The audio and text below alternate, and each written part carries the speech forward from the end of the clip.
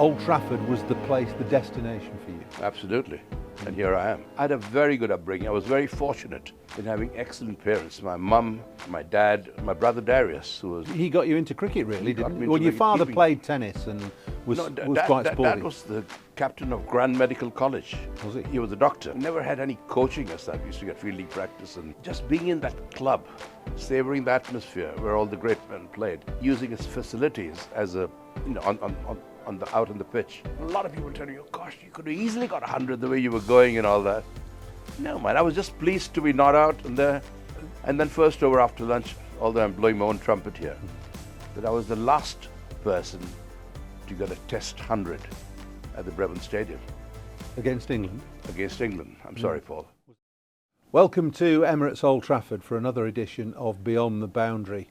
And I'm delighted to say this morning I have one of Lancashire's finest, born in India though, and one of Lancashire's first overseas players, Farokh Engineer, alongside me. Farokh, it's great to see you, and on a cold, frosty, foggy morning like this, I often wonder why you've made Lancashire or Cheshire your home, and you must be hankering after the warmth of Mumbai. Very good morning to you, Paul. Lovely to see you as always. And thank you for the very kind words. Yes, indeed. Why I chose to live in Lancashire. Lancashire made me feel so much at home. You know, as you probably know, I was offered contracts by 4 counties, Worcestershire, Somerset, Hampshire and Lancashire. But somehow Lancashire had a ring to it. You know, Lancashire had a great history. You know, you had great players, the great wicket keepers like George Duckworth and all that before me. And Lancashire just seemed, and funny enough, I was a Lancashire supporter living in Bombay, never having seen a Lancashire match, but like people are Manchester United supporters, you know. And so Lancashire, as soon as they offered me the contract, you know. Yeah, there's something about doing a little bit of research for this. You said that you came to Lancashire because of its history and because of the ground. So that must have sparked the imagination of a young Farokh Engineer. Indeed. Playing Old Trafford. World famous. You played through the 60s for India and into the 70s. So Old Trafford was the place, the destination for you. Absolutely. And here I am. Yeah, and here you are, and here you still are. Still are, very much so. Now, let's talk a little bit about your early career, because you were from a reasonably well-to-do family. Your father was a doctor, and you were a Parsi, which is you were the last Parsi to play for India. Was that a slightly different upbringing to the rest of your in Mumbai? When the British ruled India, yeah, I think the Parsis were the ones who came in greater contact, because the way we lived, you know, for example, I mean, we had bacon and eggs for breakfast. You know, I mean, how more British can you get? So there was no average Muslim upbringing then at all. No, I'm not a Muslim. No, I know, Yeah. I know. Or a Hindu or anything like that. But the traditional Hindus have like a chapati and vegetables and all that for breakfast. A lot of Hindus don't eat eggs, you know? And of course there are religious restrictions. You know, the Muslims don't eat pork, and you know, and I respect all religions. You know, and I've been brought up to do that. But the Parsis, I mean, just eat, drink, and be merry. Our religion says 3 things: good thoughts, good words, good deeds. And you've carried on being like that through your career. I'm not sure about all the deeds, but yes, indeed. I had a very good upbringing. I was very fortunate in having excellent parents. My mum, my dad, my brother Darius, who was... He got you into cricket, really, didn't he? Well, your father played tennis and was quite sporty. Dad was the captain of Grand Medical College. Was he? He was a doctor. Yeah. And having a surname like Engineer, you know, you don't see the funny side of it, being called Dr. Engineer all your life. But Dad was the great character. Yeah. He came here in his later years and watched me play. He was a hot favorite at Old Trafford. I mean, Dad never used to really drink, and people used to get him pints and pints of bitter. So after the game, I'd see him in the lounge and say, Dad won all these beers. They keep on getting me these, and I don't want it, you know. But he is a wonderful human being. Yeah. You know, and I'm truly blessed for that. And in you played, or you were associated with the Braben Stadium and the CCCI, weren't you? Indeed, as a kid. Which is one of my favourite. It's one of the Yeah. best grounds in the world. I couldn't agree with you more. I couldn't agree with you more. Fantastic setup. Even now, Even it's now. a shame that due to political reasons, you know, Mr. Vijay Merchant and Mr. Wankade couldn't agree to terms, and not even a quarter mile from No, each other. That's right. You Well, know, the main stadium is the Wankade Stadium, which is down Marine Drive. Indeed. Yeah. You know, and the Braben Stadium is. I mean, they still play cricket there, but Braben Stadium has got a lot of class. You know, It has. The Cricket Club of India, Yeah. the traditional. Yeah.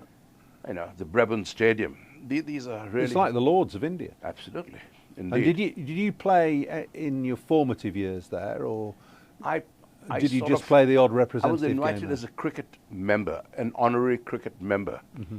as a youngster, and that itself was a great boost to my career. Mm. You know, I can't thank the CCI enough for that, Mm. because we never had any coaching as that. We used to get fielding practice and things like that, but just being in that club, savoring the atmosphere where all the great men played, you know, and using its facilities as a, you know, out on the pitch. And I'm very pleased to say, although I'm blowing my own trumpet here, that I was the last person to get a Test 100 at the Braben Stadium against England? against England. I'm sorry, Paul. Was that Tony Lewis's side? Was it Tony Lewis I or think it Tony was. Gray? I I'm think not it sure. was. To the last official Test match there. Was that your highest score as well? 120? I'm not sure about that. Well, I think so. Is it? Okay. You got two. I've never tests. been one for. No, but Yeah. that's great. Scoring Yeah. 100 at Yeah, the I got Braben, other one against the West Indies. which was perhaps one you're more well known for, because you Indeed. nearly got 100 before lunch. I got 94 before lunch, and opening to the likes of Wes Hall, Charlie Griffith, Renowned as Gary Sobers, and Lance Gibbs. he didn't come on till the first ball after lunch.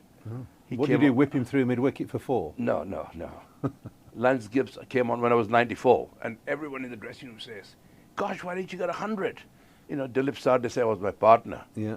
and when I was 92, I had a shot at Rohan Kanai. I hooked Wes Hall.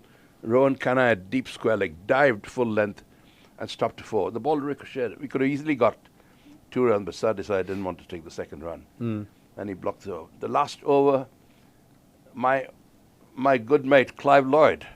Yes. You know, I had a cover drive of Charlie Griffith, and Clive dived full length, and it touched his fingers, and you know, again he could have easily got 2, but you know we took 1, and Dilip added the rest of the over. I mean, I'm not blaming Sardesai for that. I think most people would settle for 94 before lunch Yes, in a indeed. test I match was- against that attack. I was more than happy. But a lot of people tell me, "Oh, gosh, you could have easily got 100 the way you were going and all that." No, man, I was just pleased to be not out and there. And then first over after lunch, I see Lance Gibbs come onto ball, and I hit him straight for 6, straight out of the stadium. I think the ball is still travelling. You know, they never found it. That's how I got onto the my- beach. On the beach, yes, indeed, yes. Yeah. Well, when did you were renowned as a flamboyant cricketer, and slightly unusually in those days, and even now, you kept wicket obviously, but you opened the batting as well. I mean, that was quite a test for any individual to be able I to think keep and then open the Yeah. batting. I didn't consider it a task. It just came naturally, and I think it was an advantage to me because just having kept wickets, you're coming to open the batting. So your eyes already, you know what the pitch is doing, you know what the conditions are like. You're as near the pitch as the previous batsmen were. So you're halfway there, really, you know. And I preferred fielders behind me than all. I had some big gaps in front too. You know, I used to lift the ball a lot. You did. I can lift him. Was your phrase, wasn't it? You used to say that to. That was one of your famous phrases in the Lancashire dressing room. Yeah. I think I can lift him. Yes. So, in other words, Yes, hit it in the air. Indeed. And I used to play the scoop and all these stupid shots those Yeah. days Yeah. that the T20 people in IPL play these days. I tried to hit the ball where there were no fielders, and if I lifted the ball in that direction, I knew it was pretty safe because there were no fielders to catch them or Well, stop them. I mean, I remember watching you as a schoolboy, sitting in the ladies' stand, opening the batting for Lancashire in the John Player League, and you became symptomatic with the way the new game, it was a new game, should be Yes. played. You used to whack it through mid-wicket from ball one. You used to work the ball. Yes. In a similar vein, I'll blow your trumpet for you now, to Viv Richards and more latterly Kevin Peterson. That's the way you played. Yes, because I used to come right behind the ball. And when you come right behind the ball, the gaps open automatically, especially between mid-on and mid-wicket. So you're virtually playing with a straight bat, but you're placing the ball at an angle. And that gap gives you so many fours because there's never a fielder between mid-on and mid-wicket, unless people are going for runs nowadays and all that. So I got a lot of runs in that area. So people thought I could only play on the onside. So when England came to India, Tony Greig or Tony Lewis said, "Oh, he's an onside player." They packed all the onside and started bowling on the offside. And that's where I got all my runs. But yeah, I enjoyed my cricket basically, Paul. But was it a conscious effort to play that way, or was it just a natural way of It playing? was a natural way of I playing. mean, you must have had a fantastic eye, Yes. both as a keeper Being and a as a wicket-keeper, it and as a helps. batter. Definitely helps. I was never coached, which is perhaps a blessing. You learn from your own mistakes. You know how we improved?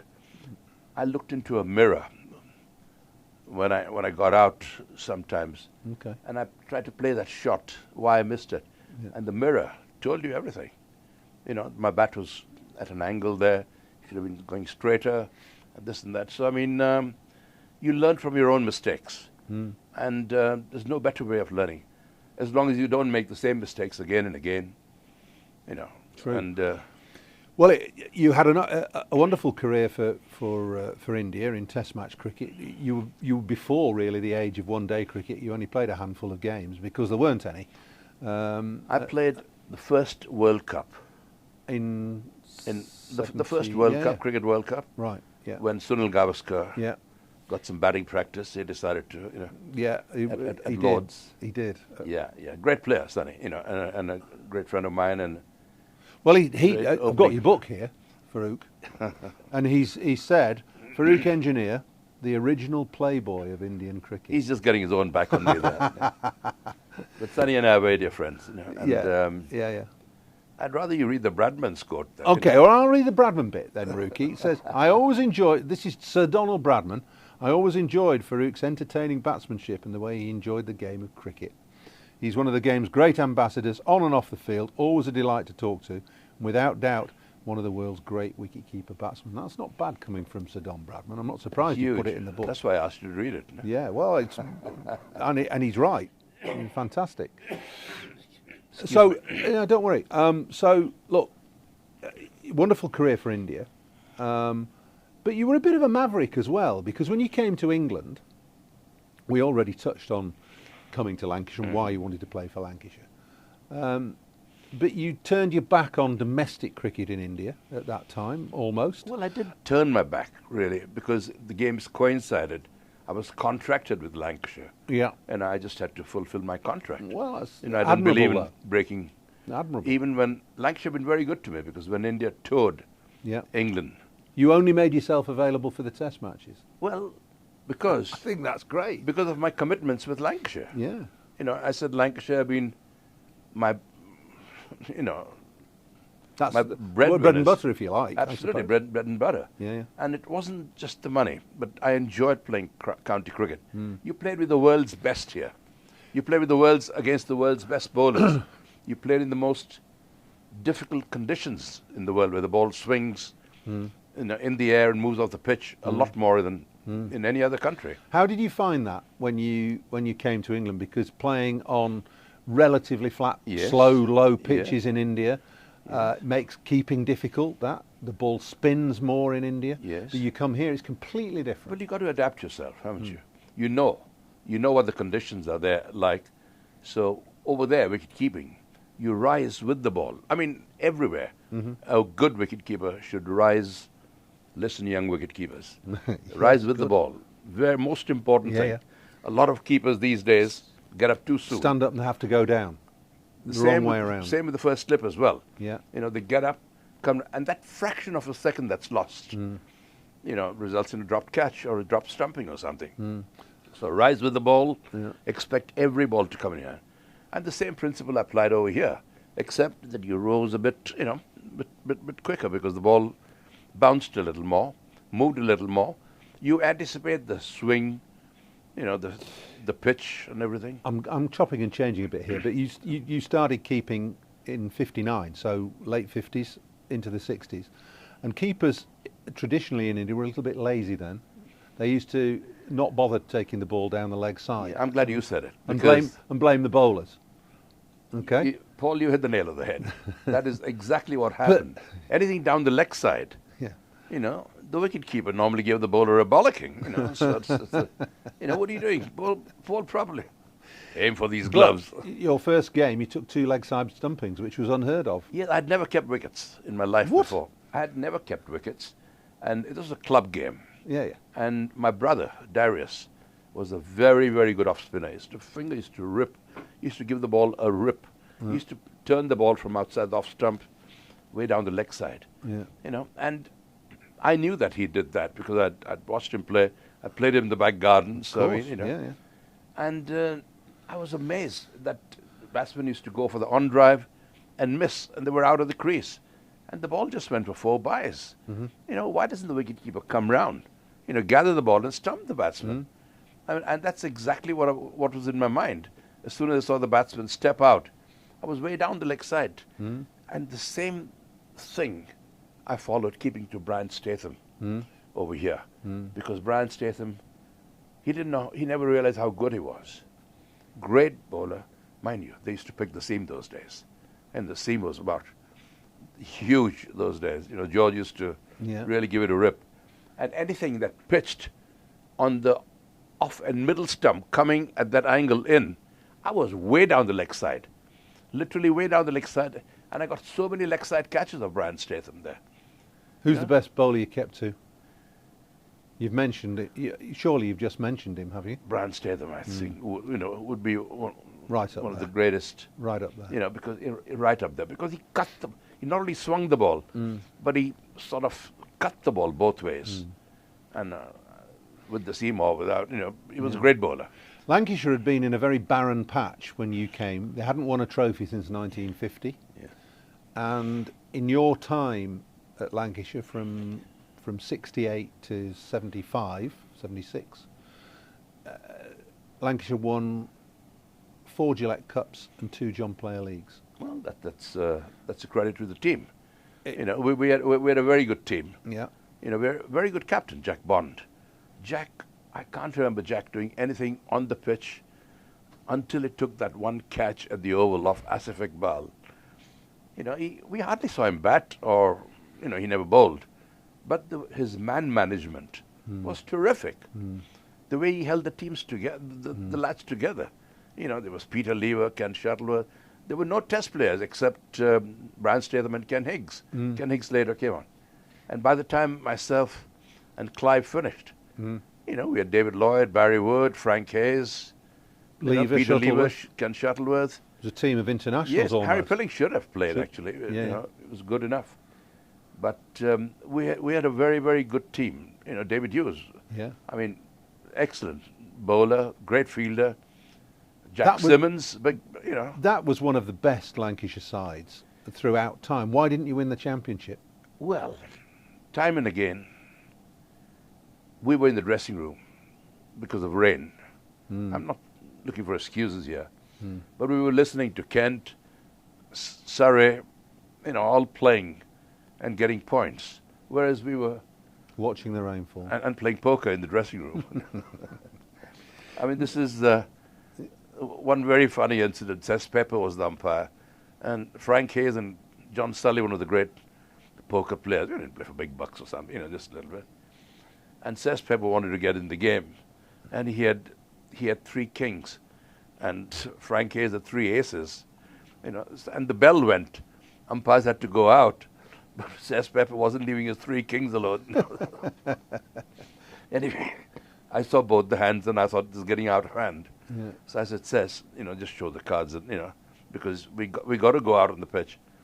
And myself and Frank were out batting. And as Cess Pepper lost, as we were walking out to the crease, I said to Frank, don't get the ball anywhere near your pads, But this is all, we enjoyed the game. Yeah. There wasn't great money in the game. We played, when I joined Lancashire, and this is perfectly honest, I never even asked them how much they were going to pay me. Really? No. It's not like you for it. No. We didn't have agents or anything like that. No. Because Tommy Hickson was the chairman. Yeah. He just said to me, Farokh, you'll be happy here with Lancashire. And I would have been very happy to get on par player, Did they find you? They put you up? Found you a house locally? They found me a house in in Sale. Timperley, were you? Timperley, and Sale. And that's where I became very friendly with George Best. Oh yeah. George was one of my. He had Well, just the come, Indian playboy and the Mancunian he had playboy. just come from Ireland. Yeah. New boy from Bombay. He was a new boy from Dublin or Belfast, wherever, Yeah. But George and I got very, very close. We went to the same club, Blinkers. Yeah. And it was good fun. He enjoyed a good curry.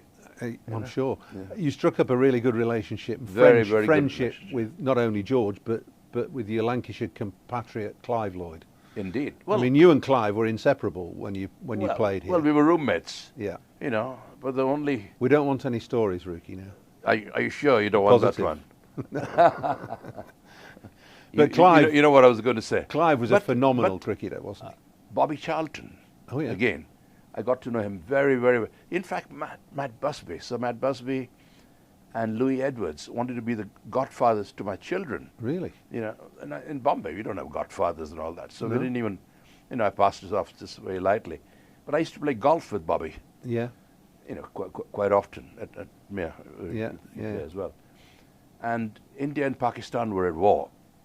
And I was about to make this crucial putt. And Bobby said, Rookie. He was the one who gave me the name, Rookie. He said, have you heard about this war between your country and Pakistan? I said, yeah, but what a time to bring it up. I'm about to make a crucial putt. He said, well, just wondering if you had thought of going back home and helping your countrymen out, I said, I'll go when the fighting gets near my village. And he said, which village do you come from? And I said, Oswald Twistle, right in the heart of Lancashire. But I mean, when Bobby sadly passed away recently, yes, I lost a very dear friend. Yeah. Because Bobby and Norma and myself and Judy used to, socialize, a bit too. Great man indeed. Very good. What a great footballer. But these are the memories. Some great memories. Manchester. This is Manchester. Yeah. This was Manchester United. At Manchester City, there were Franny Lee, Mike Summerby. Yeah. These are the great times in the 70s, weren't they? Great times. They really were. Let's just steer back to cricket a little bit. You must, from the way you played and the flamboyant nature with which you batted, you must have loved watching England bat and the influence of Brendan McCullum on the England team in the last 18 months. Yeah, but I don't see that as anything new. The style of... Well, you won't, because you played like that in 35, 40 years ago. A half volley is a half volley. A long hop is a long hop. Mm-hmm. If you don't hit those balls, you're not going to score any runs. Mm-hmm. If you're not going to score any runs, you're not going to win any matches. You're not going to put the opposition under pressure. So naturally, whatever you get. But, in Test cricket, this is good. While in T20, of course, that's the order of the day. Farokh, there aren't many players of your generation, and you're well into your 80s now, who you could I'm 86. Could comfortably say would fit into the modern game, and you are one of them. So you must have been a trailblazer in your day. Well, I'd like to think so, but you never did it consciously. It just came naturally. as you just said it earlier, I was never coached, and perhaps that was a great help. You know, you see the ball, hit it.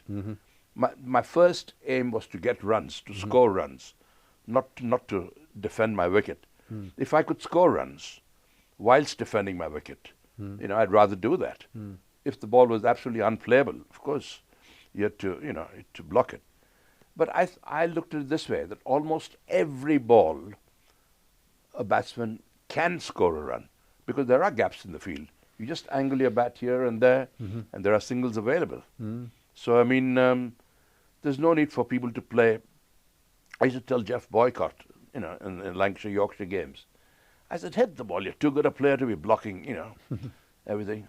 And the reply to get was, "Naught to do with thee." The man from Bombay, you know, didn't know what the hell that meant. That's right. But I got the brief here.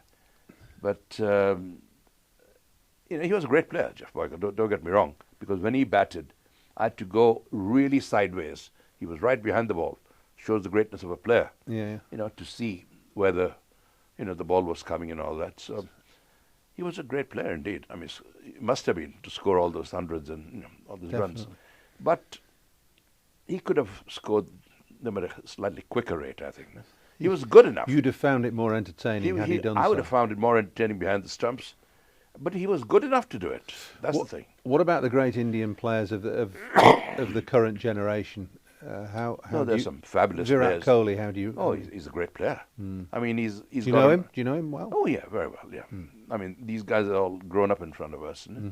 Virat Kohli, Shreyas Iyer, who we, you know, Lancashire have... Well, I signed him when I was... and unfortunately dislocated his shoulder the day after we signed him. I know. I'd have loved to have seen him play here. Well, I don't know. Is it off the thing? No, not probably. But he's moved on a bit. I mean, he was still at that time 3 years ago. He was just finding his feet. He's now become a world star, hasn't he? Yeah. I mean, he was always a very good player. Then Surya Kumar Yadav. Have you come across him? Yeah, he's a phenomenal player. Although he's not, you know, he comes in too late. Yeah. By the time he comes into bat, it's hardly in the limited overs games. Yeah. He hardly has 1 or 2 overs to go. So. But Rohit Sharma, Shubman Gill, Ishan Kishan, those are some very, very good players. And I think the Indian team at the moment is perhaps the strongest Indian team ever assembled collectively. Individually, there have been greater players. You've been disappointed that they didn't manage to win the World Cup. Well, they had a great spell. They you did. know? They had a bad day at the office in the finals. They came across a side, you know, that were superb, that out-captained, out-bowled, out-batted, out-fielded India in every department. And they thoroughly deserved to win Australia. You can never write Australia off. You know, they are such good competitors. Do you still travel? Do you go back to India a lot? I do indeed, yes. But I haven't been since COVID. Oh, right. Because one thing or the other. And... of course, India is a country I love. You know, I'm Indian through and through. I'm Lancashire through and through as well, and hugely proud to say so. But yes, indeed, my roots are very much in India. I don't have a house there or anything like that. Right. The property is, you know, sky high there, absolutely. Yeah. So I mean, anyone listening, any offers coming from India? Gifts of houses. Always welcome for Farokh.